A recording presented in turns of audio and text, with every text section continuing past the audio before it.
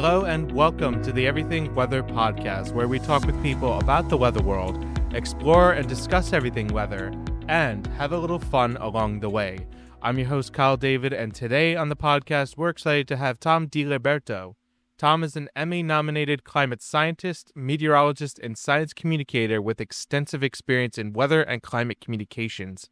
He has worked as a public affairs specialist and climate scientist at NOAA, where he contributed to strategic communications, media relations, and public outreach on climate and weather-related topics such as the El Niño Southern Oscillation, or ENSO for short.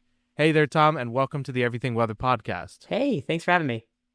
Absolutely. I'm looking forward to talking more about your experiences, all the stuff that you've worked on, and the work that you got Emmy nominated for. But first, I've got a fun game for you. Well, two fun games for you. Both of these will be Guess These related. So I've got a weather-themed one and another non-weather-themed one. Okay. We'll start with the non-weather-themed one first. Guess the top 5 hosts who have hosted the most times on Saturday Night Live. Oh, what a good question. Tom Hanks? Tom Hanks is number 5 on the list, and he's tied with the number 4 spot. Oh, Alec Baldwin. Alec Baldwin is number 1. He has hosted SNL 17 times. So I got the first and the last one in the top 5. Let's see if I can think about the middle ones. Who else has hosted so many times? Oh, goodness gracious. Would it be like Martin Short? Martin Short is not in the top 5, but a friend of his, I'll give you a hint, a friend of his is in the top 5. Steve Martin? Steve Martin is number 2 on the list. I should have. So you've got the number 3 and 4 left. I'm sure Martin Short would have really loved the fact that I said him before Steve Martin, just knowing their personalities with each other. Who has hosted a whole bunch since? Are the people on the list like current? Are they still in movies now? One is definitely active in movies. The other one I'm not sure of because I've not heard of him. Oh, that makes it more fun. The other is not currently active. So one is active, one is not active. It's probably not Paul Rudd, although I know he's hosted a bunch. He is part of the 5-timers club, but he's not in the top 5 for most appearances as the host of Saturday Night Live. John Goodman. John Goodman is number 3 on the list, so you've got one more spot, the number 4 spot to guess. Oh, the number 4 spot. Who? It's not Justin Timberlake, because he would have been. No. It's got to be someone from like way back in like the 70s and 80s that I have no idea who it is. Is that a good guess? You're close. I'll give you that. I probably have no idea who this person is. If it helps you, I don't know who he was either. So. Oh, I might give up on this one. Who is this last one? So the last one is Buck Henry, who had hosted 10 times in the span of 1 year. Almost 1.5 years, he managed to get into the 5-timers club. So he had hosted quite a few times during his run as a host. Well, good for you, Buck. I'll look you up on Wikipedia because I've never heard of you. You're probably before my time. Definitely way before my time. And now we've got one more, and it's the weather-themed one. This one is going to be, I think, very interesting. So this is, guess the top 10 coldest states by all-time coldest temperatures recorded. So I've got the 50 United States on a list. Your job is to guess the top 10 coldest by all-time lowest temperature ever recorded in them. Is such a great question. I'll go with Alaska. Number 1 spot is Alaska. Whew! I'm assuming it's going to be places with elevation. Would Maine be on the list? Maine, let's see. I was thinking Mount Washington gets pretty cold. Maine is not in the top 10, but it's close. It's close. I will gladly take close. Colorado. Colorado is number 5 on the list. Okay. So you've got number 1 and number 5. Once again, I got the first and the last one. Well, the middle one. The middle one, yes, right. We got 10. I'm going to go with the Northern Plains here. Would it be like North Dakota? North Dakota is number 8 on the list. What about Montana? Montana is number 2 on the list. I knew it. So when those cold air outbreaks come down those plains, it gets freezing. It wouldn't be Idaho then either, if it just go along the Canadian border. Is that a guess? Yeah, let's go. Let's do Idaho. Idaho is number 6 on this list. So close. So you've got Alaska, Montana, Colorado, Idaho, and North Dakota. So you've got 5. Let's stay in the same region. Let's go Wyoming. Wyoming is number 4 on the list. You're on a streak so far. Okay, I think I know the last one. So I said Colorado. I said Wyoming. There's another state right over there. I'm going to say Utah. Utah is number 3 on the list. So you've got 1 through, was it 6? You got the 7th spot, the 9th spot, and the 10th spot left. Oh. South Dakota? South Dakota is number 9 on the list. Okay. So now I'm missing just the number 7 spot? The number 7, the number 10. 7 and 10. Sounds like I'm ordering something for Burger King. I'll have the number 7, not 10. You precise it. Spicy, please. Oh, what is another? If I was a cold state. I mean, I can just keep going down. Let's keep going down the mountains. How about New Mexico? New Mexico is the 10th spot for all-time coldest temperature recorded. And so that leaves the number 7 spot left. You know what? I'm from New York. Let's say New York. New York is not on the list, but it's close. Close. Figure Hill Plateau. Just fall outside. It's real cold. Would Vermont? Vermont is not in the top 10. It's quite a little bit of a ways away. Huh. But not too far. So then, is it California? California is not in the top 10 all-time coldest temperatures recorded. Oh, this is now going to kill me. What is this last one? Is it New Hampshire? You're thinking a little too far east. New Hampshire's not in the top 10. Oh, I'm thinking too far east. Is it like Minnesota? You got it. Minnesota's the last one. That's the number 7th spot. That is the top 10 we've got.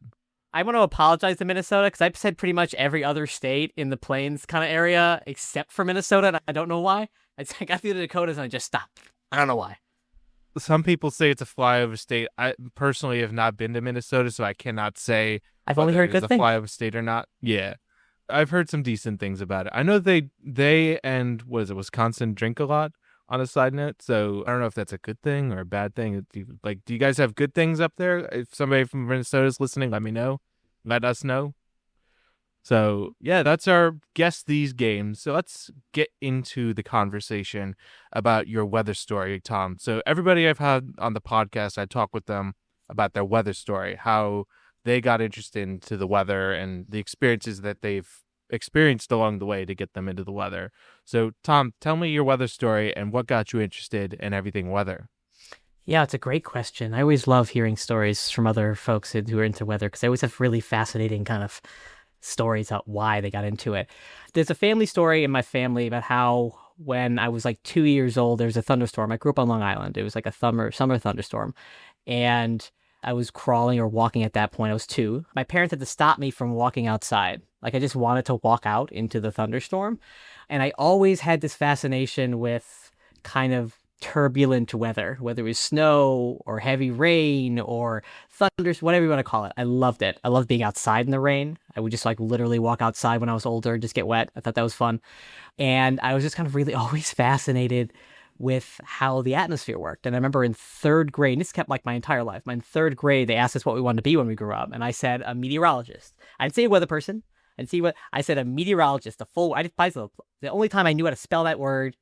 I figured out how to spell that word in 3rd grade. Like I couldn't spell anything else, but I could spell a meteorologist. And I just really wanted to study the weather. As a kid, you don't know. You have lots of things. At some point, I wanted to be a professional soccer player or a whole bunch of other stuff. And I remember it really locked in for me when I was in middle school.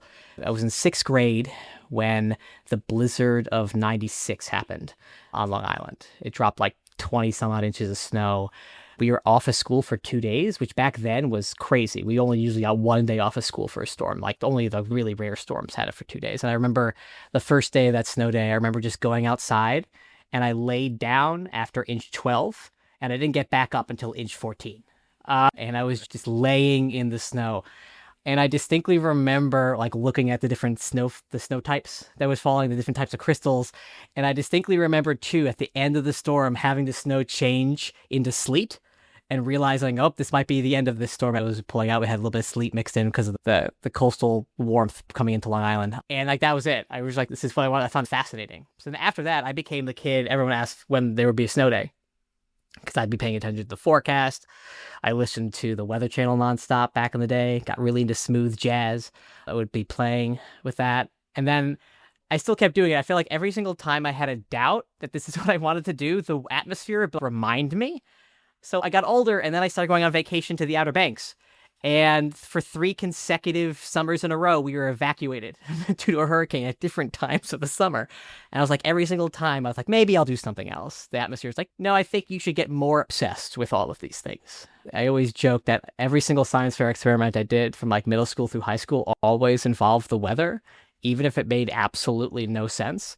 Like for biology experiments, I would still somehow make it about the weather. And it was just kind of ingrained in me, which is it's a weird thing. It just seems like for whatever reason, the atmosphere wouldn't let me go. Another way to put it, every time you try to turn to something else, the weather was like, no, you're going to give me your attention. You're mine now. Exactly right. That's what Mother Nature wants. Mother Nature gets. I love that story. Do you remember the particular storms that you would evacuate from in the Outer Banks? Oh my goodness. I remember one because it was Bertha. And I remember there was a shirt when I was a kid. I thought it said Bertha Blows. And it was just a really funny shirt when you're like a little boy. I don't remember the other 2 names. They were not strong storms. A couple of them like didn't even make landfall in the Outer Banks. They kind of like tracked up the coast, but they came close enough to where they like issued an evacuation. But man, I remember being stuck in traffic for like 4 hours getting over the one bridge in the Outer Banks. My brother was in high school and he had a friend with him at that time. So they literally got out and just walked. And we caught up with them at the bridge, like a mile down the road, like 2 hours later. But I think it was Bertha and there was an F name. I think there was an F and a G. I'm guessing. F and G. I'm not sure. Okay. I forget the names. Maybe somebody who's very fluent with historical weather events. I know people who can recall a specific event from like 20 years before they were born. And I'm like, whoa, how do you know about this? Like, what are you reading there? More power to him. All the events as I got older was just kind of smushed together. Like, it's hard. I try to remember what music was on the radio at the time to give me any of the years. But after that, it's just like, yeah, I just remember being really chaotic with that event. Yeah, definitely. But to go back to your earlier comment about making your science fair projects revolve around the weather, what was your favorite science fair project that you did that was related to the weather? Oh, I did an acid rain thing. This is how I did the biology one. Was I did an acid rain sort of thing, how different levels of acidic water impact plants, and that was pretty cool. I was like in 5th grade, I think I did that one. Another one I did, funny enough, I did an El Niño La Niña science fair experiment, which is funny because I grew up and I forecasted it. I was one of the forecasters of it. I did this right after the 1998 El Nino. We were in the midst of the really strong 99 La Nina, and I did like an experiment explaining the mechanics and the physics behind El Nino and La Nina. I think I still have the poster board somewhere at my parents' house. I should bring it back and show my kids, or at least show it online. Be like, see, I was meant to forecast El Nino. Honestly, that's just impressive that you still have the board for that science fair project. Parents don't throw anything out. That's true. My parents keep a bunch of stuff around. I don't know if they've kept my science fair projects, as at the time it was not weather related. This is a quick like side note. I think my 4th grade or 5th grade project was on popcorn, like which popcorn brand is the most effective in popping in a microwave. Oh, interesting. I like that. Why I remember that still, I can't tell you. But anyways, that's honestly a very cool science project that you did. You involved acid rain. And you even talked about El Nino and Enso, the one science fair project. Do you remember what grade that was in? You did that one? I did that one in 9th grade. That's actually really impressive that you did that in 9th grade. And you did work for relating to Enso and the El Nino phase of the La Nina. Before we get into how you get to forecast that, let's just take a moment and look back. You're in high school, you're graduating. Where did you go from high school to the National Oceanic Atmospheric Administration, or NOAA? Yeah, so I remember not trusting myself as like a 17-year-old going to college. So I applied to schools that like had atmospheric science programs, but also have a lot of other things. So like I applied to a lot of big schools because I didn't trust myself. I was like, well, if I decide I don't want to be a meteorologist or a climate scientist, I want to have options. I don't want to end up like a smaller school. So I applied a whole bunch. I got into Cornell. I went to Cornell University for my undergraduate degree. And then I went to grad school at Stony Brook University on Long Island, which is right next to where I grew up. I remember I was in the PhD program, and I remember the first day of taking classes again, I was like, oh no, I'm burnt out. I cannot stick around for the PhD. I'm not going to survive this. I feel like that's what a lot of PhD is. It's surviving the PhD. And I was like, I can't. I had an early realization I couldn't do it anymore. So I got out. I got a master's degree instead. But I worked on some cool stuff. Stony Brook University runs its own kind of ensemble forecasting system, and they ran one coupled with an ocean model that helped forecast storm surge. And I was the first one to verify their storm surge real-time forecasting system. And then I also got to make hurricanes in a computer model and have them hit Long Island and see what happened to the storm surge. That was fun. Really good way of getting out stress is creating like a make-believe category 5 and just having it slam into Long Island where you were currently living. And then I got all that and I didn't know what to do. I didn't want to be a TV weather person. I didn't exactly know. I didn't want to be a shift worker as a forecaster. I didn't want to work shifts. I don't think I could handle it. I don't think. More power to those folks who can do those changing times. And then I found this contract position at NOAA's Climate Prediction Center, which is the National Weather Service, that was working at their international desk. And I applied and I got the job.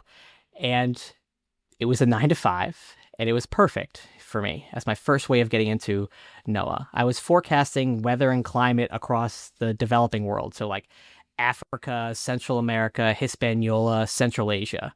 And I was the worst meteorologist to know in person because I wouldn't know what was going on where I lived, but I could tell you like, oh, well, the rainy season in the Greater Horn of Africa is 2 weeks late. But I'd be like, oh, it's raining. I had no idea. Outside. And that was my first foray into this interface between like weather and climate timescales. So I was issuing like weather forecasts, but having to think about things like what's the seasonal forecast for the rainy season in Eastern Africa and West Africa and Southern Africa. I got to do some really neat things like I got to go to Africa and help lead a workshop on severe weather forecasting. I got to go to other places and lead like these other workshops on how to use GIS to help create products and give them like tools for them to be able to use, which is really neat. And it was the first time as someone growing up in the United States, I really only focused and cared about United States weather all the time. And that was like the first time I thought of it as an international weather community. And this idea of the whole world is together in all of these things. And that NOAA, where I worked, was such like a key thing and a key component to the global weather community and how everything works, which was a neat experience.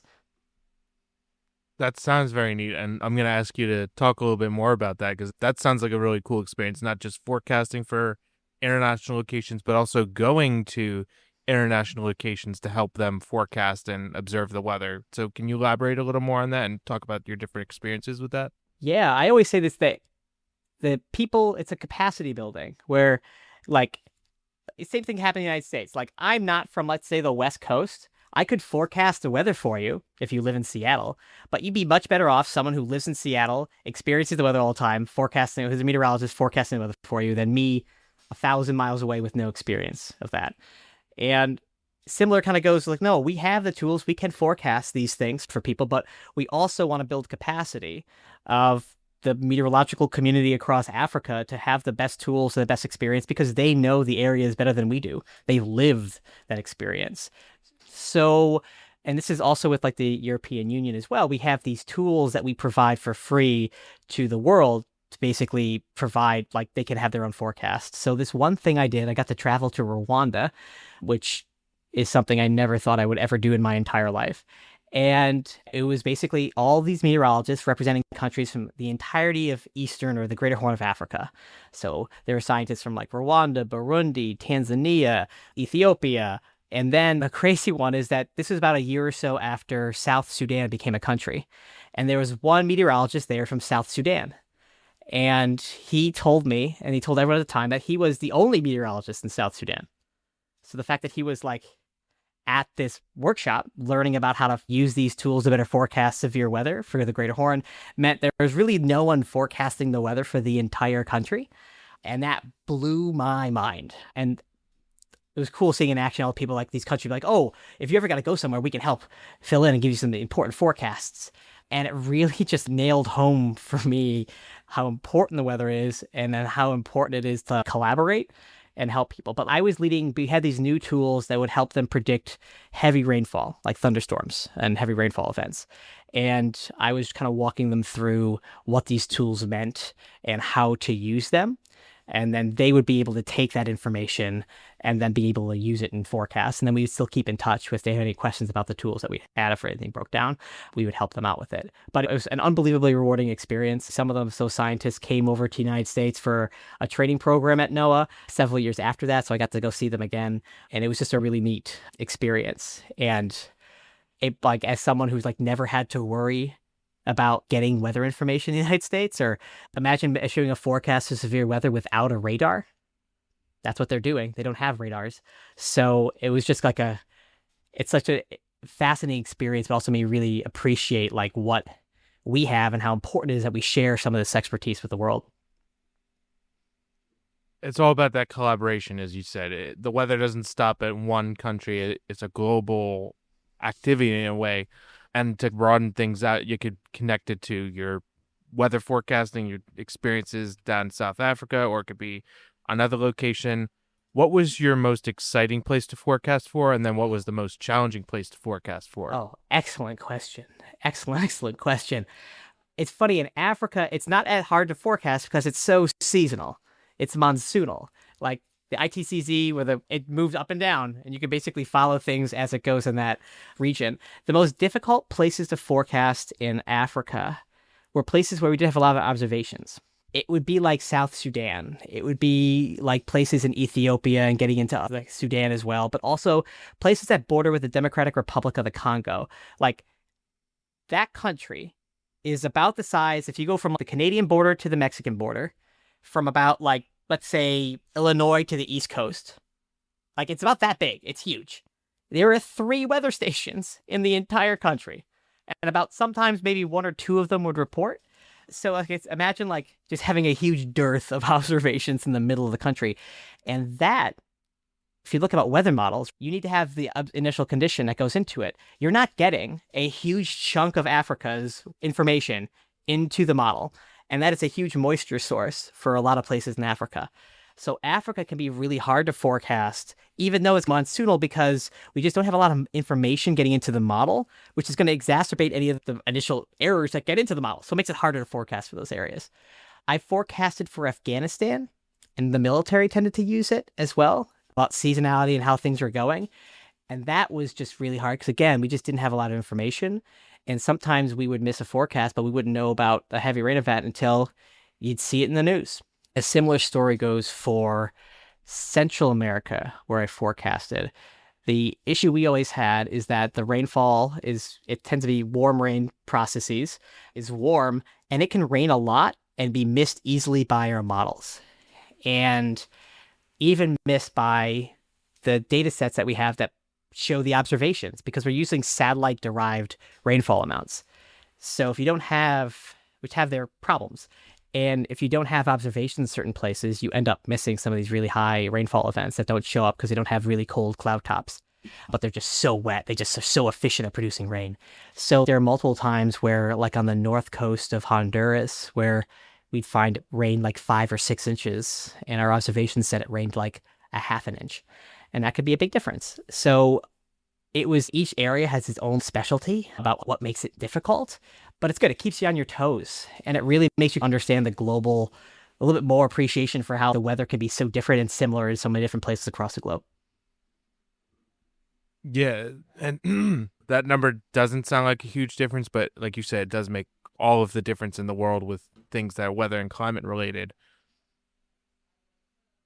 I also had to learn how to convert millimeters into inches because we were talking so much internationally that I was doing lots. So now I know if 25 millimeters is roughly an inch. So I got that down pat. The other thing I never thought I'd forecast is locusts, because that was a lot of stuff that was affecting food security is my main focus.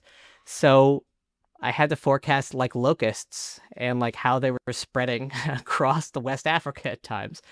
Luckily, we had a lot of experts on the ground telling us like they're moving in this direction. You could look at the prevailing winds and see where they're going. But also something I didn't remember ever learning in college was like checking out that local locust forecast model about where animals are moving across different parts of the world. Forecasting for locusts. I think that's a first time I've heard that. I think that's a first. It's very biblical. It's very biblical. Biblical is that that's an interesting word to describe that. I mean, between forecasting for locusts and then also your forecast being used for the military, these sound like somewhat surprising things, but I'm curious, are there any other surprising uses of your forecasts that you've found and it really took you back a little bit? Yeah. I remember I was early on in my career forecasting with the National Desk, and we produce these products that are looking at current conditions, but then the forecast for the next week. We're saying like, oh, these areas are in drought, these areas are experiencing flash flooding and whatnot, or river flooding, whatever it may be. And I remember being told through a colleague who was on the ground that I believe the president of Guatemala or Honduras, I forget which one, had actually looked at our forecast and literally had a photo of like just a printout of the forecast that was going to the president's desk. And I was like, whoa, that's big. That's crazy to think about. At the time, I was like in my 20s. And I was like, that's a lot of, one of my many things was like, that's a lot of responsibility. But again, I think sometimes the things that come from, that have the NOAA seal on it, I mean, that's like, can be really, really trustworthy. It just, again, made you just want to work harder to make sure that you're making the best forecast you possibly can. Because especially places in Central America and Hispaniola and generally the Caribbean, they really look to the United States for a lot of the products and whatnot to let them know what's going on. Wow, that's a huge amount of responsibility, and especially at 20, that I couldn't wrap my head around something like that reaching the president's desk. That's just crazy. Yeah, I made that forecast. It just seemed like a really weird difference between what I was doing and what I was actually living like that time. Hey, chicken nuggets or chicken tenders is the dinner of champions. It's still good. It's a tried and true classic. But you brought up something interesting. Your forecasts and your communications go into a number of different applications, from locust forecasting to military use to the president's desk. I'm curious, what are some of the challenges that you've had to navigate in not only forecasting the weather and climate, but also communicating these complex topics to a wide range of audiences? Yeah, we often talk about communicating to the public, but there is no public, right? It's just a bunch of different groups of people, and there's no one way you can communicate to everybody.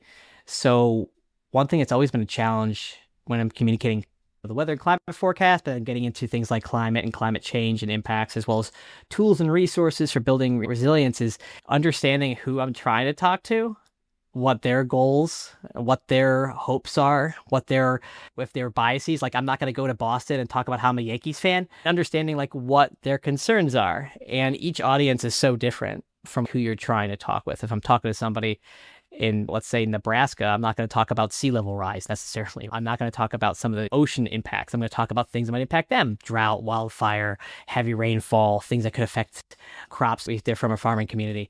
And it was lots of just thinking about that. I feel like most of the time, as in my career as communications and communicating to people, most of my time was spent thinking about how to communicate, less so actually doing it. I feel like the good communications is almost when you're actually doing either the product, the article, the interview, the workshop you're doing, almost the aspect of the actual part of the communication is the easy thing. Like, most of the work comes in beforehand in setting up things, how to actually create the communication product, let alone the implementation of it. And it's a fascinating, really hard problem. And I always tend to think it's less a science problem, more like a human problem. I always tend to think of it that way. Like, what are ways I like to receive information? Or what are times that I remember telling a good story to somebody, a friend of mine?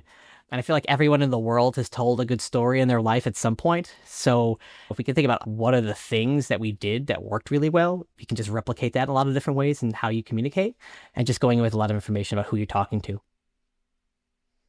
Of all the people I've talked to on the podcast, they've compared it to telling a story. But for the case of you, I think you're the first person that kind of tells the story of, connect back to our intro, the El Niño Southern Oscillation and El Niño and La Niña, which people probably know a little bit more about than just the term ENSO or the El Niño Southern Oscillation. So In short, like, how do you communicate that story with Enso, El Nino, La Nina to a wide array of audiences?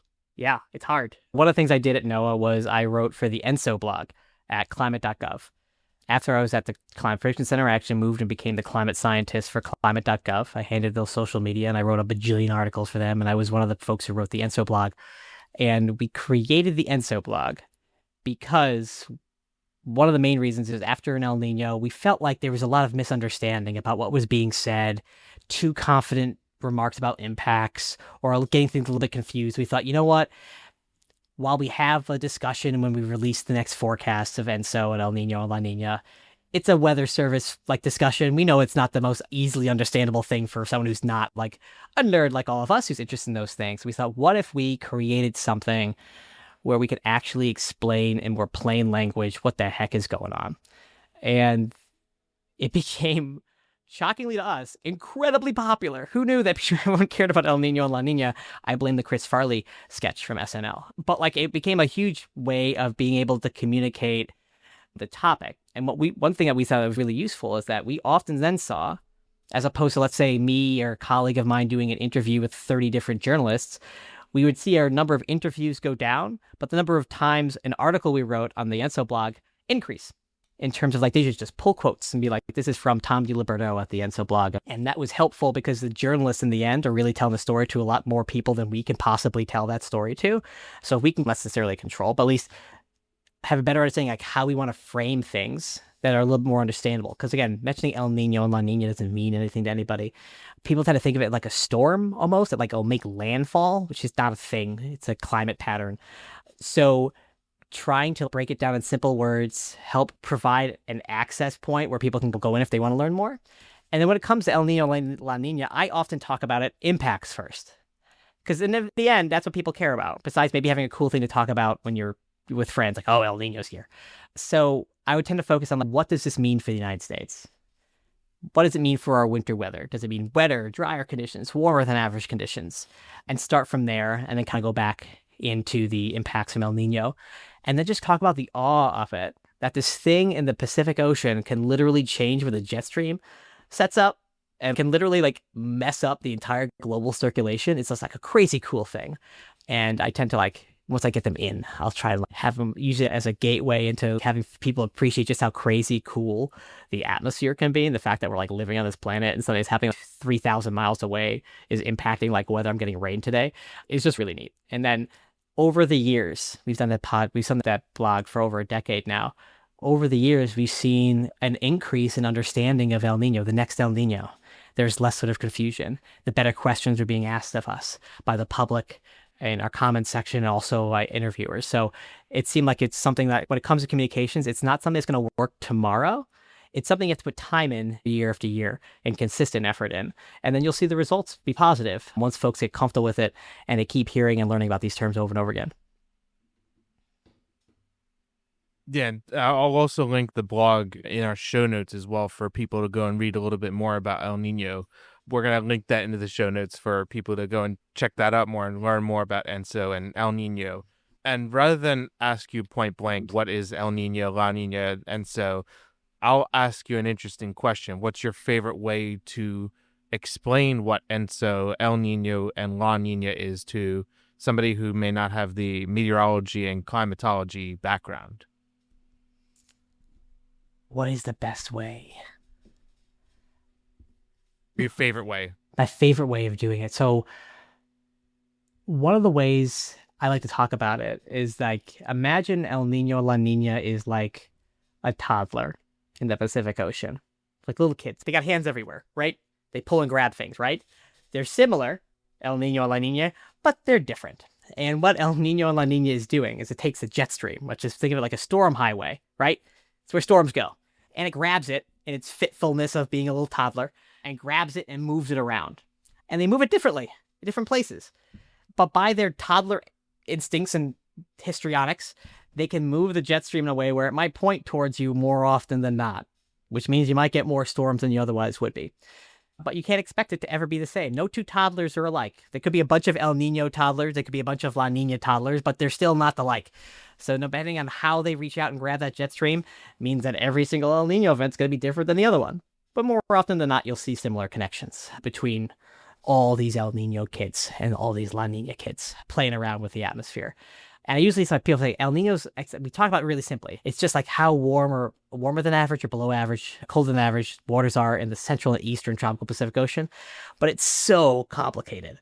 It's such a complicated thing because there are so many different aspects which can control like whether an event's going to happen or not. And I always get asked about like climate change and its impacts on El Nino and La Nina. And I say like, I always use the analogy like imagine a room full of dimmer switches. And like the light in the room is what happens to El Nino or La Nina. Like climate change is like someone who goes in and like slightly changes all of these dimmer switches. And you're asking us to tell us how strong or not as strong the light in the room is. And you're like, I don't know. There's 1,000 dimmer switches in here. And like, do we have an idea how each of these dimmer switches is being touched? Not exactly right now. So it's such a cool thing to talk about because there's so many different ways you could talk about it.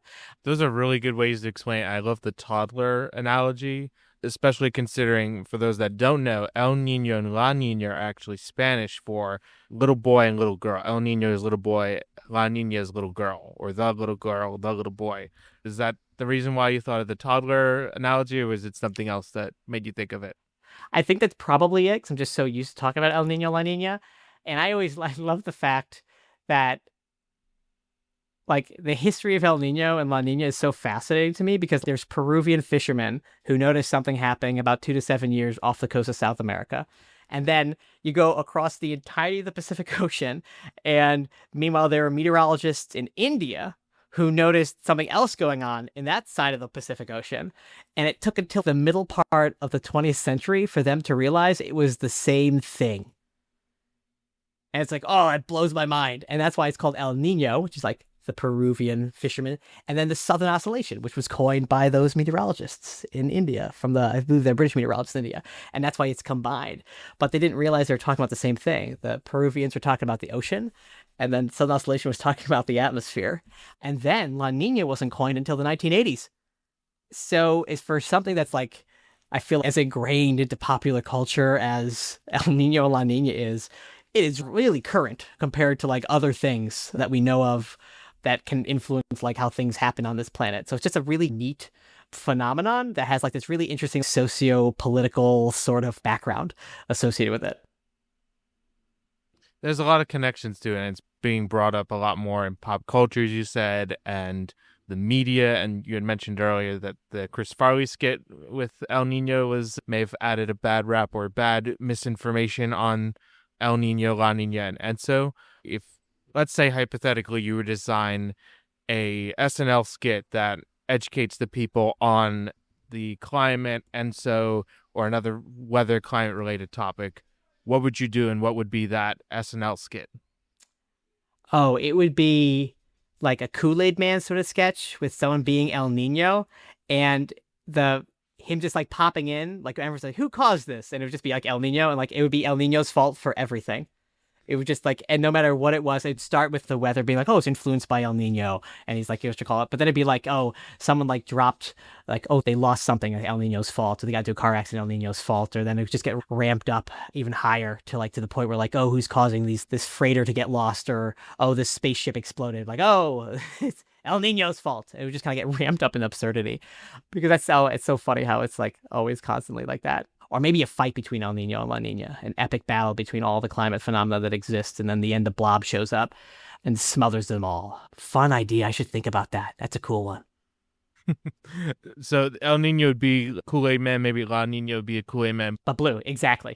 And then they combine, it's like blue, it's purple, and it's like, that's the neutral. That's neither of them. And it makes things easy between them. Negotiates, moderates. Cooking up some ideas on how to educate people about the climate and having some fun along the way too. I love it. So, and we haven't even talked about your Emmy-nominated work yet, and some more of the stuff that you've produced with NOAA. We're going to take a quick break right here, but don't go anywhere. We've still got more with Tom Di Liberto coming up in a little bit.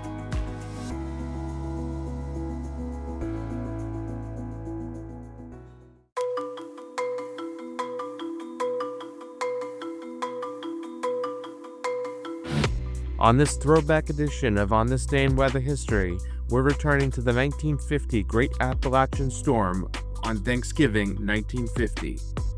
The Great Appalachian Storm of 1950 was a powerful extratropical cyclone that wreaked havoc across the eastern United States and parts of southeastern Canada from November 24th to 30th of 1950.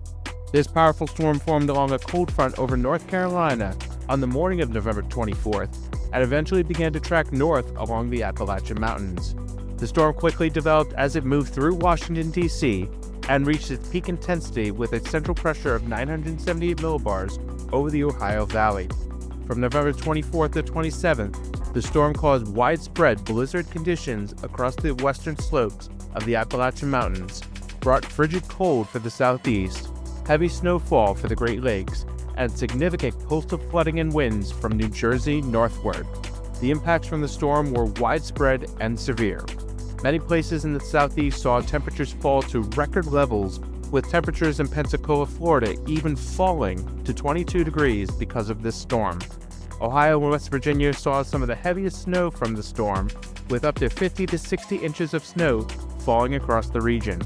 In Canada, Ontario experienced significant snowfall, with Toronto setting a new daily record for snowfall for November.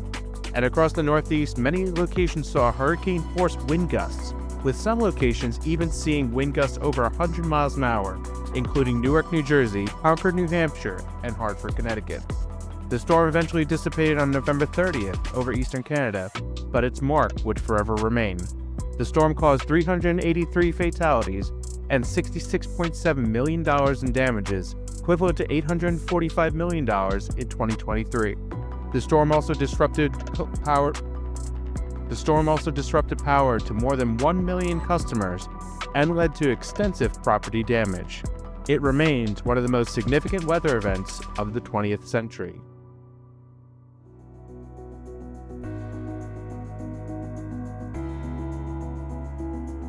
Hello and welcome back to the Everything Weather Podcast. I'm your host, Kyle David, and today on the podcast, we've been talking with Tom Di Liberto. He's an experienced meteorologist, climate scientist, and communicator who has worked with NOAA in communicating ENSO, the El Niño Southern Oscillation.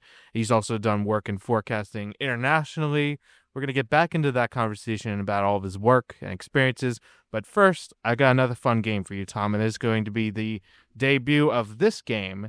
This is going to be barometric brackets or weather brackets. So we've got the top 8 seeds for a weather theme that will whittle down in a kind of playoff style. The theme of this bracket is clouds. So first up, our first matchup is going to be the number 1 seed cumulonimbus cloud against the 8 seed stratus cloud. Oh, easy all day. Stratus shouldn't have even got out of the bus. Cumulonimbus crushes Stratus. Stratus is so boring, can't handle cumulonimbus's height. Cumulonimbus all the way. All right, next up we've got 2 seed lenticular clouds and 7 seed fog. Oh, what a good matchup. Surprisingly, fog had a really good year. It's such an interesting one because you have to experience it, right? We walk into it, but you can't beat how lenticular looks. How it looks like a UFO and looks like almost like a cap on top of a mountain. I think lenticular wins this one. Lenticular goes on to the final 4. All right, so we've got the next matchup. We've got the number 3 seed cirrus clouds against the number 6 seed altocumulus clouds. Ooh, I think we got some upset city here. Cirrus is cool. I just think they may be a bit too wispy. They're not taking it seriously enough. I think altocumulus are so neat when they can kind of form in those like streaks and like trains and kind of things in the atmosphere. They most look like it ripples. I think altocumulus takes this one in an upset. Oh, we've got an upset alert. Number 6 seed moves on to the final 4. And the last matchup before we get to the final 4 is the number 4 seed Nimbus Stratus cloud against the number 5 seed Cumulus cloud. Can't beat a Cumulus. I think we're going to have another 5 upset over a 4 here. Cumulus clouds are kind of like those just little pop-ups things in the summertime looking like big old pillows in the sky. I think they beat those rainy Nimbostratus gray clouds. Just confirming Cumulus clouds? Yes, Cumulus clouds. We've got another upset. Cumulus cloud number 5 seed moves on. We've got our final 4 left. So we've got in the first half the number 1 seed cumulonimbus cloud against the number 2 seed lenticular cloud. Huge matchup in clouds here. I'm going to go 1-2. Okay. I'm going to say lenticular takes it because people let us see cumulonimbus a lot, which is it's kind of the classic, but I think the rarity of lenticular, I feel like when you see it, it's more of a moment when you see a lenticular cloud. Number 2 seed is the underdog so far. It moves on to the final matchup. And on the other half of the final four, we've got the number 6 upset altocumulus cloud against the other upset number 5 seed cumulus cloud. With altocumulus going into the finals, I feel oh my like goodness. If I'm thinking, it's tough. I feel like if you look back and paint, if I look back at the sky one day and I think when I feel like it looks like a painting, I feel like I see altocumulus clouds more so than just kind of, I feel like I drew cumulus clouds when I was a kid, but as I've gotten older, I feel like I like those. My goodness, we've got upsets across the board, and that leaves us with our championship playoff bracket for clouds. The number 2 seed, lenticular clouds, very alien mothership looking like, against the number 6 seed altocumulus clouds, where you can get those trains of clouds, those waves, as you said, on a decent day with a lot of wind and wind shear in the atmosphere. Yeah, I think this is where altocumulus's storybook ride ends. I think lenticular takes this comfortably here to win this bracket.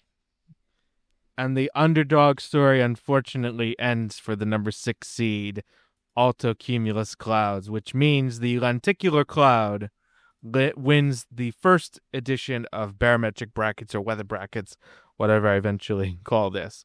So very good playoff run for all of these clouds. So give it up to lenticular clouds for taking the clean sweep all the way to the bank. So that is our barometric brackets, our weather brackets. That's our fun section.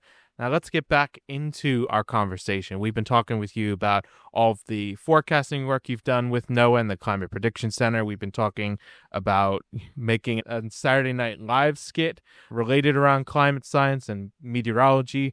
But you've actually done your own Emmy-nominated work as well. We've introduced that in the intro. Can you talk a little bit more about your work with that and what got you the Emmy nomination? Yeah, so NOAA has a studio called the Ocean Today Studio that does products and communication sort of things that are for like school kids and educational purposes, but also just generalized videos about like cool things that are going on at NOAA and whatnot. And I was nominated for a regional Emmy for this series I did called Climate Alive, where I talked about basically what happened the previous year climate-wise, and I made it funny and silly while being serious because it's a serious topic. And we were trying something new. A lot of times you think of a video from the government, you're imagining like very boring. You're thinking maybe some B-roll footage of a cloud or a wave breaking and a pigeon flying. We gotta do something different. And that was the first time trying something different. I got nominated for a regional Emmy. I lost. It's okay. It was an honor to be nominated. But after that, there was a request to NOAA from teachers all the time ask us for more materials on how the ocean, weather, and climate work together. So we pitched NOAA, and we got it okay to let us make a cartoon. And this is NOAA's first ever animated series. And it's called Teak and Tom Explore Planet Earth. I got it out, it came out last December. It's a 5-part series where I, as Tom, serve as like the NOAA scientist, and Teak is an extraterrestrial from another planet who has to understand how Earth works. And we go all over the place. And we talk about sea breezes, we talk about atmospheric rivers, we talk about severe weather, we talk about hurricanes, we talk about all the cool technology that exists to help us monitor our planet. And I still pitch myself to think we somehow convinced a government agency, any, let alone NOAA, to make a cartoon. And it's just such a fun thing to do. And I always joke now, at least I'll always have a version of myself that never ages because I have a cartoon version of my face. That's phenomenal. That you not only got work that was Emmy nominated, but you also made NOAA's first cartoon series. You're the first person I've talked with to make something of this scale and of this nature. What's that like, creating something for educational purposes?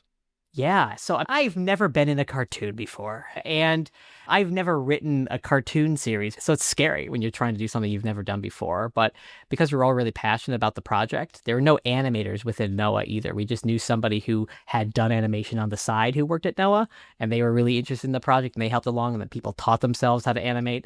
And then I wrote with a colleague of mine 5 scripts. The one thing I remember feeling is like scared about, like, can we do this? And the one thing that got me through that is just doing it.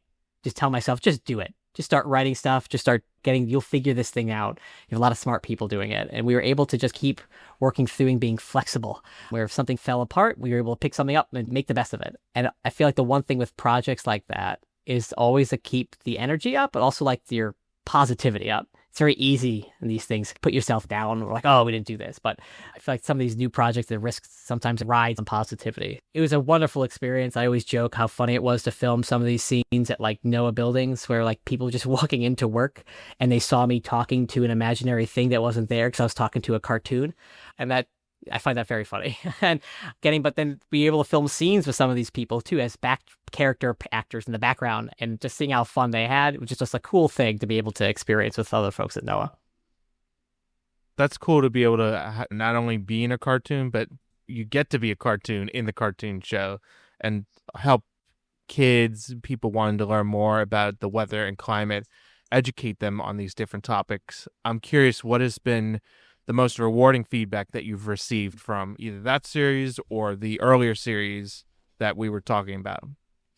Oh, we had the first time NOAA did a Take Your Kids to Work day after COVID calmed down. We got to premiere the first episode, and there was an entire room full of NOAA employees and their kids watching me on screen.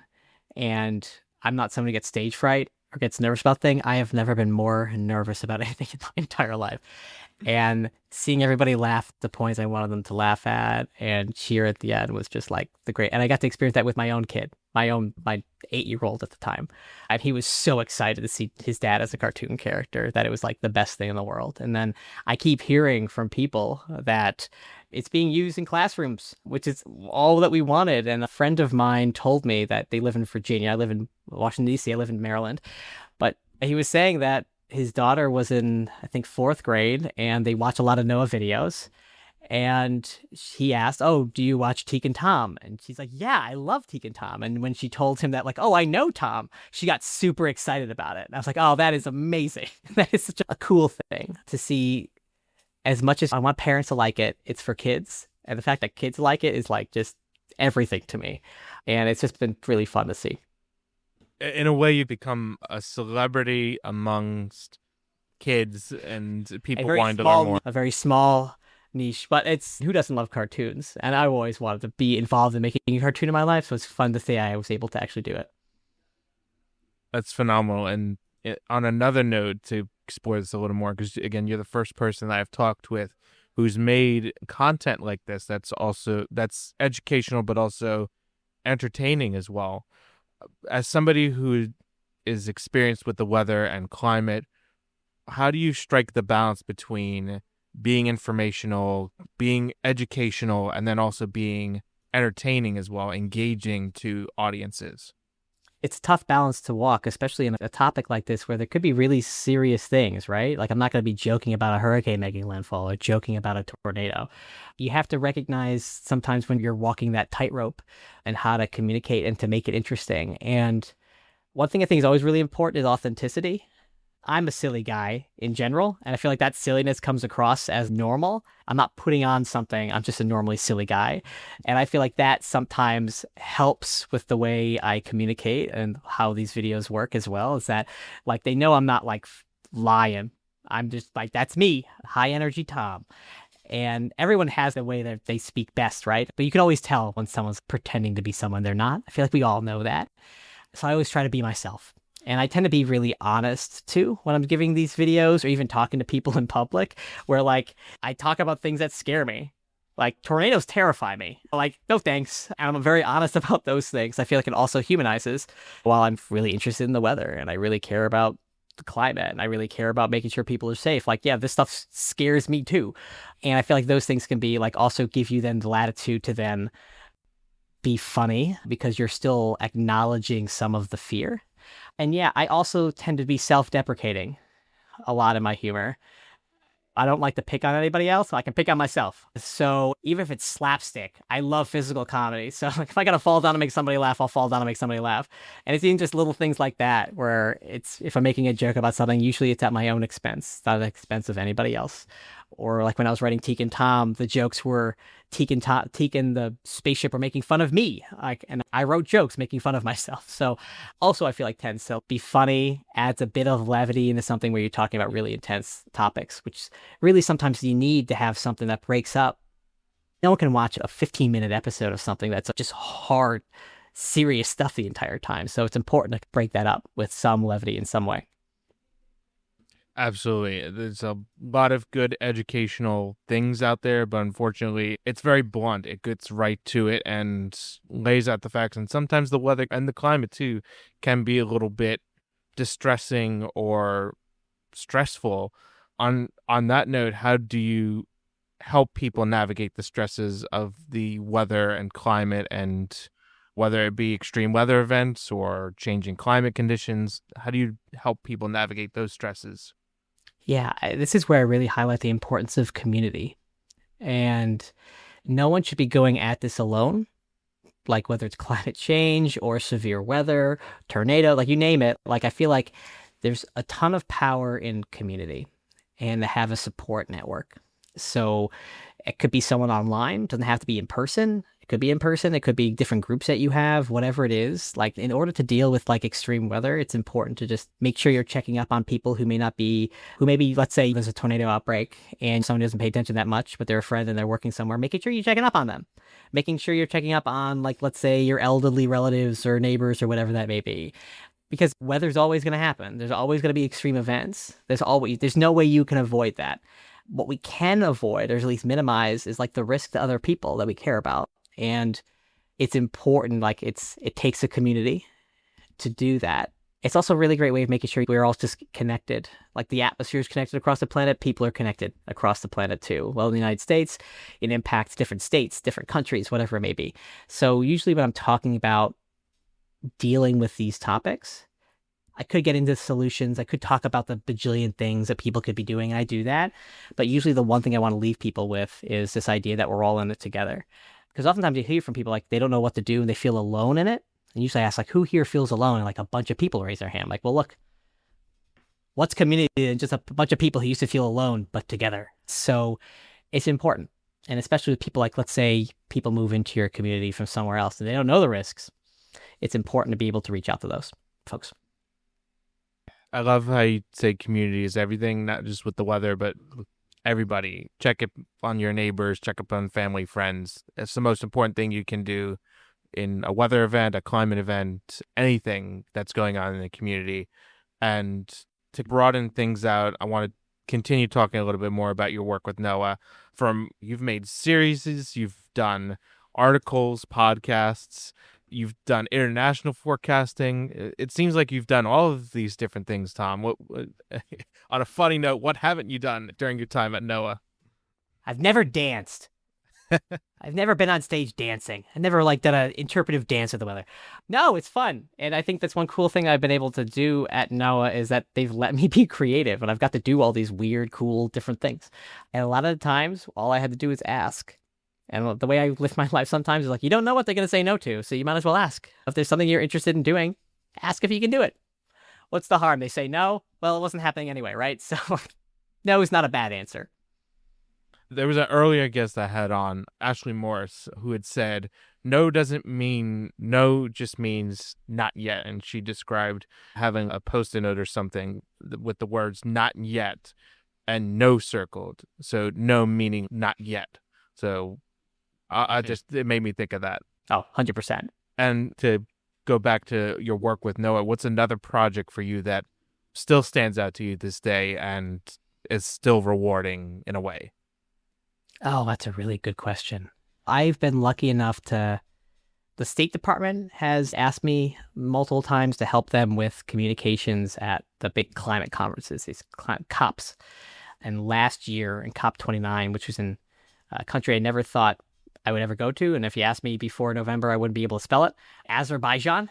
I was the lead for what's called the U.S. Center, which is the main premier public face of the U.S. government during that conference. It's like where all the U.S. events take place, the U.S. government events. And I was in charge of it last year, and I ran it, and I had to choose the events. I had to work with all of these different speakers from every aspect of the government to the private sector to academia to the nonprofit world. And getting to interact with people from across the globe on this topic was just always fascinating. I still love that I got to do these things and got to this. So that was my 6th COP, back to COP 21. And it's just neat. I feel like it's neat being around people who are passionate about the same thing you are. And I feel like that's very true of the weather community too, right? Like a lot of us sometimes are the weather nerds at home by ourselves, and we get to college, we're like, there's more of us? We're all like this? It's amazing to feel like within like how fun it is to be within people who are passionate about the same topic you are. And I felt like that was a really good example of that. So you got to lead things at COP 29, you said, right? Mm-hmm. Yep. That's huge because you have, for those that don't know, that's an international collection of scientists across the world. And I don't know if is there politicians in that? Usually they're involved in some shape or form, yeah. Okay. I'll just mention that diplomatic leaders and stuff. So it's a collection of international scientists, experts, diplomatic leaders. You have all of these different people collected in one room to talk about the weather, the climate, the sciences of the world.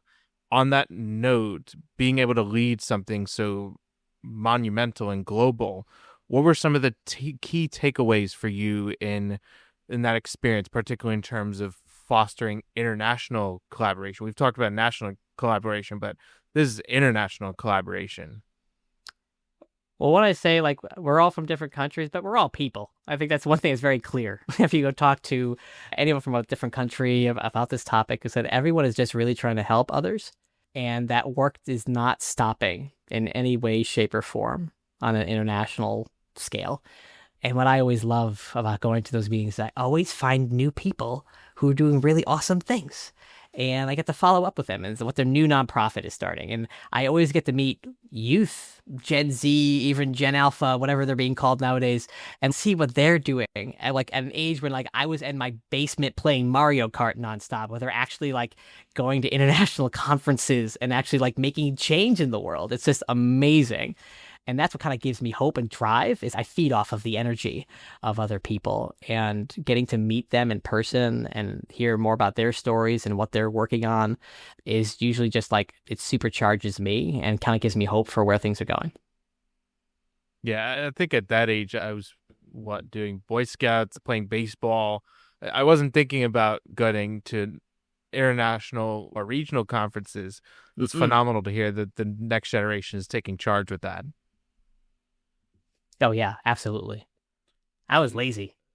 I don't think lazy is the right word. Probably just you weren't aware of the world and its oyster. That's a nice way of putting it. I like that. Yeah, same for everybody at that age. They don't fully know what's going on with the world. But to go back to that conference and that international collection of scientists, experts, diplomatic leaders, was there one story that stuck out to you during that, or one conversation that stuck out with you to this day? Oh, yeah. That was one story. One thing I remember that stuck out to me, it wasn't this last one, but it was a previous COP. I was there with the U.S. government. I'd been multiple years since I had left the Climate Prediction Center, and I was there. And one of the international scientists who had come to the training program at the Climate Prediction Center at the international desk walked up. I hadn't seen him in 5 years. And he goes, "Hey, Tom." And I got to catch up with him at COP, of all places. I forget, this may have been in like Morocco, I think. I forget where it was. And I got to learn about like how things were going with him. Because remember when he had left, he was working for his country's meteorological services, and I think he was the deputy of the entire thing by the time he had gotten back. And I remember talking with him about projects, and we ended up working on some projects after that, coming back to help improve our early warning systems for his country, which is incredibly neat. I just remember meeting some, like, I always joke, like back in COP 21, where I started at COP, which is in the Paris Agreement was signed, like there just weren't a lot of youth there. And nowadays, it's like just overwhelming. So I just remember sometimes sitting down with like just a whole bunch of different youth delegates from the United States and hearing about like where they came from and the efforts that they're doing and how they're going back and like checking back in like 5 years later. And that nonprofit they created is now 5 times bigger, involving so many more things. And now they're like college students. It's just a crazy thing to witness. That's a really cool story. And it's nice to be able to meet people at one meeting or conference or something that's work related, and then to see them again, as you said, 5 years later, or however much time later, and catch up with them. It's a phenomenal experience. No, it was the best. And you had mentioned the Paris Agreement, and this is probably the only time we'll get a little serious on this conversation, but with the latest changes to policies because of the new administration pulling out of the Paris Agreement, changes at NOAA, which unfortunately have led to you and a number of NOAA and National Weather Service employees being laid off, which we've done a whole deep dive on that. And we've explored what they are and why they're important in our deep dive episode, which I'll plug and link in the show notes for everybody to go and listen to, because it's a very important topic. But with all of these changes to policy and how we collaborate with different nations, organizations with the weather and the climate, what are some things that you'd like to say on that and some kind of notes that you'd like to leave on that? Yeah, the weather, the oceans don't stop at boundaries, international boundaries. The only way this works when it comes to the weather community is international cooperation. The only way this works too is with big investments from governments across the world to be able to provide the infrastructure to be able to really properly monitor the planet, to allow us to run the models that we do, to have the supercomputers that do that, to issue the amount of forecasts that we have. And when attack on any aspect of that is really an attack on the entire community. It's going to make everybody's lives harder. And there was a severe weather outbreak yesterday. There's a ton of tornadoes. And I'm already seeing that there are reports that there won't be any damage reports from certain weather forecast offices because they don't have the staff to do it. These are real impacts happening right now. And in the end, it's just going to make people less safe. And I feel like that's one thing why, everyone who works at NOAA got into, especially in the weather service, is just we want to help people. That's it. That's all we want to do. We want to go to work and help people. The fact that it's harder to do that now is just very frustrating, but also really shows how we need the community. Like we are a weather community in its entirety, and it's important that we stay together. Definitely. And I'll, again, link that episode where we talk about NOAA and National Weather Service and why these services are all important in the show notes. For those wondering why Tom sounds familiar, he's on that episode and he helps me explain what the National Weather Service, the National Oceanic and Atmospheric Administration are, and all the different components and what they provide for you, the listener, for anybody out in the world in terms of weather, climate, and the STEM field overall. Let's bring it back to a more lighter note now, because it's meant to be a fun podcast, very conversational. And you've been through quite the roller coaster between starting out laying in the snow at 12 and going on to 14, doing science fair projects around the weather and climate, and you've eventually gotten to the point where you've made your own content, the Teak and Tom series, and a number of different things. It's quite the ride that you've been on. If looking back, is there one piece of advice that you would give to your younger self, or something that you'd like to say to your younger self? And it could be for also those looking to get into the weather field currently. Yeah, I would say my interests in weather's big. Weather, climate, it's a big field. There's lots of things that you can do in it. I would tell my younger self to not be so rigid in where you fit into the whole thing. My interests have changed from when I was 12 to high school to college to grad school to early in my career to middle of my career in terms of like what I wanted to do in this field. Did I want to be a scientist or a forecaster? And now I'm a communicator. So don't be too rigid. Don't count yourself out. If there's something that you're interested in within the field, take that chance and do it. Just because you decided to do something at one age does not mean you have to do that for the rest of your life. There's always the opportunity to change. Nothing is this kind of this rigid line. The journey is not a straight line. Heck, the journey may not be a path. Sometimes you have to make your own path, and that's totally fine. But just trust yourself and what you're interested in, your passions. And I like how you say don't stay rigid and keep your mind open to things. And on that note, how has your passion for the weather, the climate evolved throughout your career, and what's a piece of advice that you'd give for those who have an evolving passion, not just for the weather and climate, but just in general? Sure. Like I wanted to be a weather forecaster for a long time. I focused so much in college. I focused it every single day for 1,000 different places. It was all I wanted. That was my identity. And I got into grad school, I got interested more in climate, and I started doing a little bit more climate forecasting. And then I got a little more interested in more of the impacts of climate. And then I got more interested in how climate impacts are changing. I got more interested in how climate change is occurring. And I got more interested in communicating those impacts. How I've managed this sort of flow is that at my core, I've decided that the core for who I am is I want to help people. That's it. Like, it's a very simple thing. And that is no matter what job I've had, no matter what career I've done, that has been the core truth about why I did those things. So I always look at that way. No matter what I'm doing, as long as I'm serving that core thing of helping people, that's okay with me. And that's how I've maneuvered through my career. I just feel like right now, the best thing with my skill set to do is communicating about climate and climate impacts. My passion is in climate and climate impacts, and I want to help people. So that's what I'm going to do. And now that we've climbed the mountain range, you've looked back at the mountain range you've climbed. Let's look ahead to the mountain range that lies ahead of you in terms of the weather and climate. What do you see for the future of the weather and climate, not only forecasting it, but also communicating it and educating people on it? How do you see that changing in the next year, 5 years, if you want to be bold, 10 years? It's going to change a lot. The way we communicate, the way people consume information, the way people understand what's going on. It's a weird world right now in terms of the ability to communicate information. Everything is a conspiracy. Everything can't be trusted. You can't trust experts. That's a very dangerous thing when you're in the weather community. When you're issuing watches and warnings and you don't have time to convince somebody that their conspiracy is wrong when they have 5 minutes before a tornado comes, right? Or you're trying to convince somebody to evacuate when they think, oh, the government's controlling the path of this hurricane. That is a big concern. And I think for the next year, next 5 years, next 10 years, this idea of misinformation, disinformation on social media, and just the way people get their information is a huge problem that the weather community, climate community have to deal with in order to help keep people safe.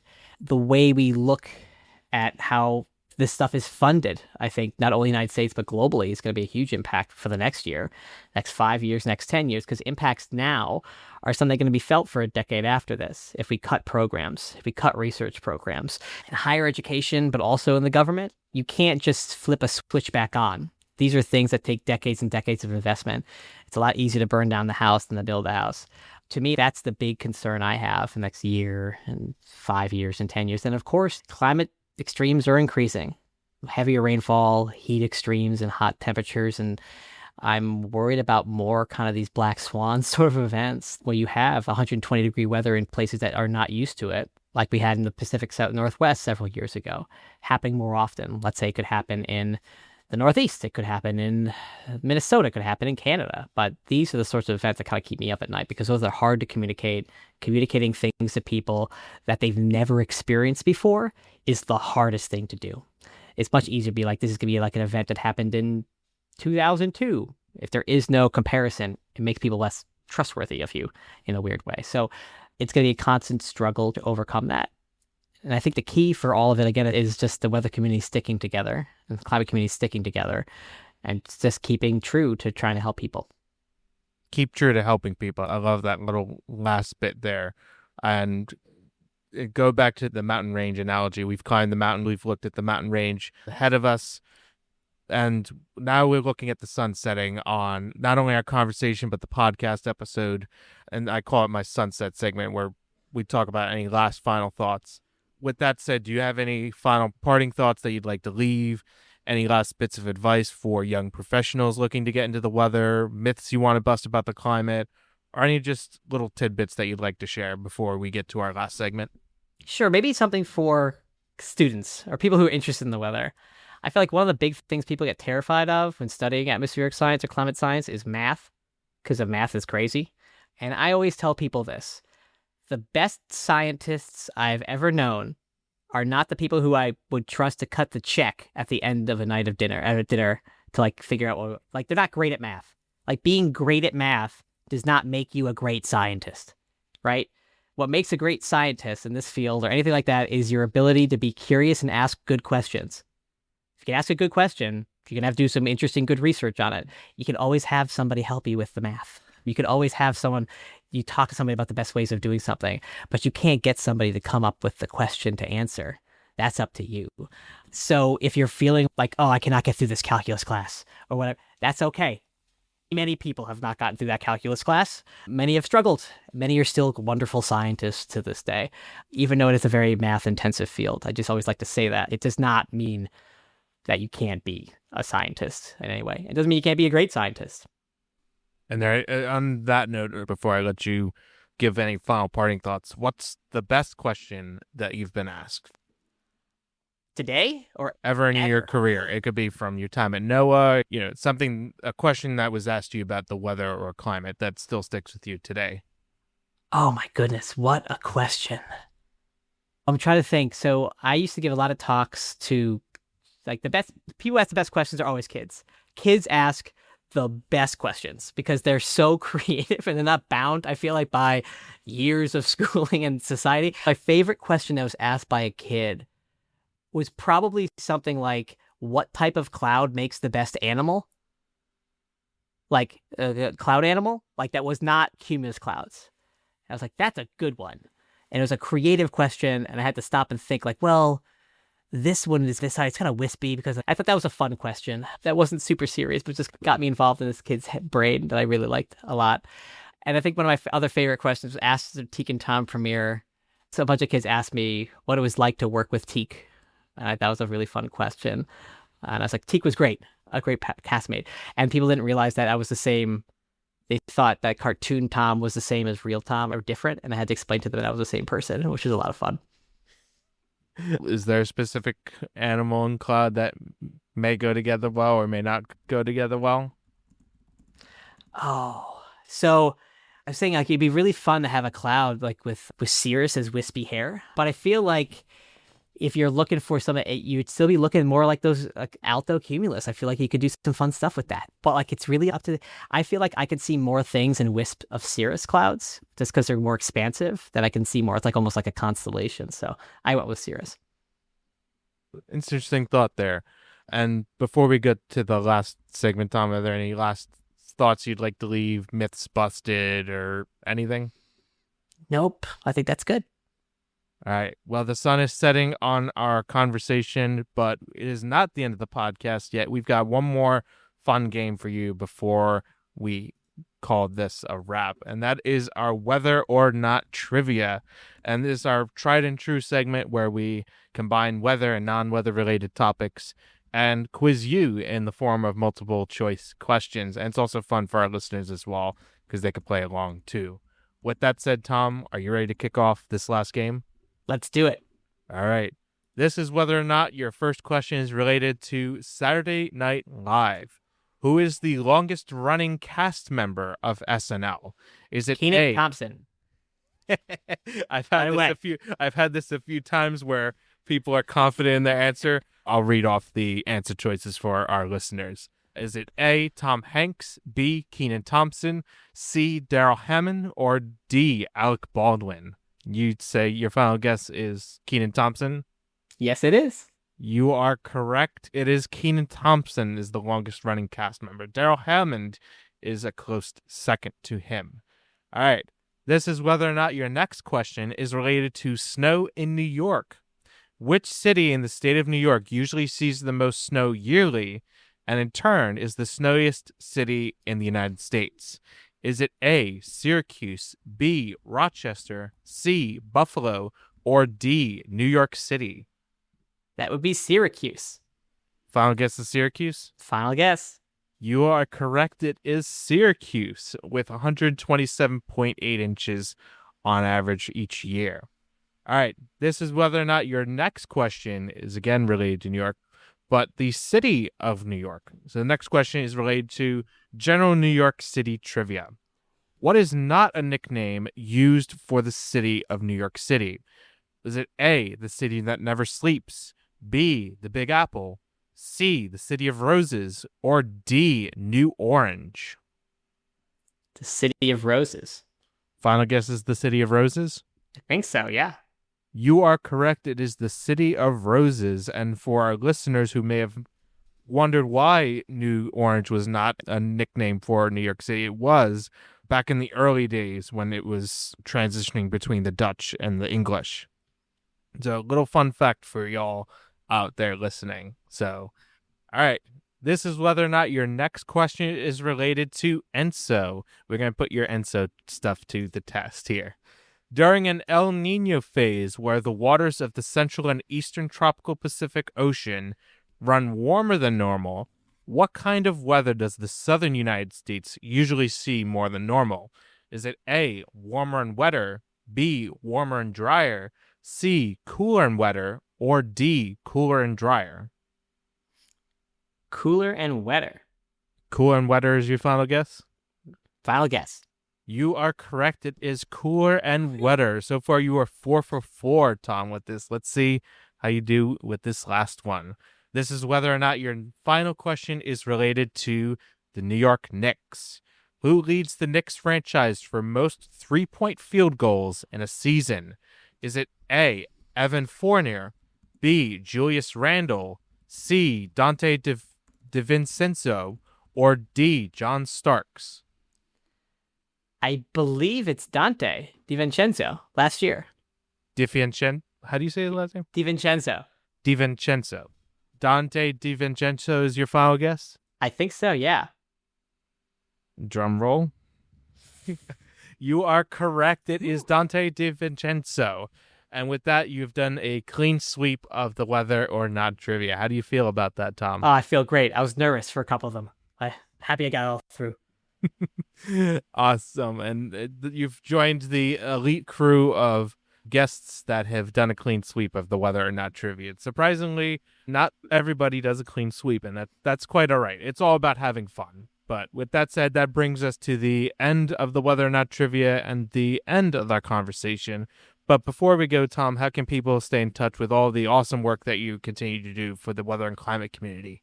Sure. Yeah, I'm on Blue Sky. T. Di Liberto, that's my name. And I'm also on Twitter under the same name, T. Di Liberto. You can follow me over there. And we'll make sure to include those handles in the show notes for our listeners to go and follow all the stuff that you continue to work on in the weather and climate world. Well, with that said, thank you, Tom, for joining me on the podcast. And thank you to the listener for listening to the Everything Weather podcast. And we'll catch you on the next episode.